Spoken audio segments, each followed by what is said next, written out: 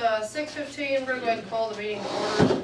Before we open up for citizens' comments, I do want to say I know the sale of water is a huge priority for everybody, but it is not on tonight's agenda. We have not been presented anything formally by the water district on any of it. So until we get something from them and we actually have it on the agenda, we cannot discuss any of it. So.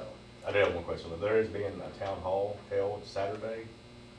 Is any of the board members and city council and the mayor going to attend this? I will, and I've reached out to a few, and I think we'll probably have at least 4 at the board. We appreciate that, guys. Would you allow any public comment as far as giving this board anything to consider going forward in your talks? Yeah.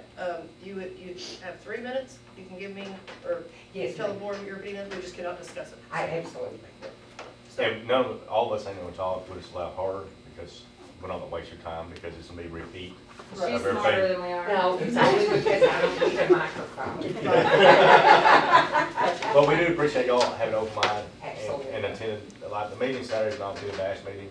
There's so many smart people that are coming that's more educated than us, scientists and all that stuff, that can actually lay down a map of what's going to happen versus where we're at right now. You know, so it's very informative on that stuff. You know. So. okay, well, we'll open up for citizens' comments, and if you want to go ahead and start. Thank you so much. And I know there's a fine line between us being contentious and us actually being concerned citizens. I want to tell you, we are all here as concerned citizens, and you have our respect for what you do. If you would, like, state your name. My name is Sherilyn, Sharilyn, Carr, P as in Paul, A-R-R. And the only thing, of course, there is a lot of discussion right now, and I'm going to try and keep it as it pertains to, specifically to Lone Star. There's a couple of issues. I know that they had talked about the 37,000 acres that the Lone Star still had, and that not being enough for them to come after. And so that's why they're trying to come after Lake of Pines to make a package deal. In the water industry, I don't know if you're familiar with that, I'm sure you are, there is a law, first in time, first in line. And they are what that means is whoever receives the earliest permit they receive the first in time, they receive to be able to receive water during times especially of severe drought. And I know that they're coming after that. And of course we understand firm water as non-firm water. I would like it's so important for you to consider. Certainly if there was a sale, it would have devastating effects not only on Ellison, because they would lose a huge portion of it. And not to say that U.S. Steel wouldn't come in and do something at a later time. Water is never going to go down in value. It is never going to go down in value. I know that your percent is 10.3, but your vote is still 100%. And that speaks volumes. And from that standpoint, I think it's important.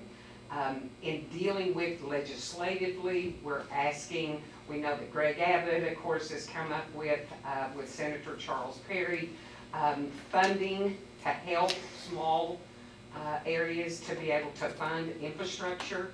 Your treatment costs are going up. I mean, we get that, I understand that. Let's have that discussion without trying to sell our most precious asset, because we can't go back and undo it. We're asking for legislative priority to come in and put in stopgap and guidelines in the basin, in the Cypress Creek Basin. We are the smallest basin in the state of Texas. It makes us unbelievably vulnerable. And what this basin feeds, and as they come in and build dams in the Sulphur Basin, it actually affects what comes on down, because it's all headed toward the coast anyway. And it's going to affect us anyway. But if we can come in and put in stopgap measures, that then is going to help not only the basin, but help Lake of the Pines. But it also helps Caddo. Caddo is one of a kind. You cannot protect Caddo without protecting Lake of the Pines. It is just an impossibility because of Big Cypress Bayou. And in Texas, there's a few things that you don't mess with.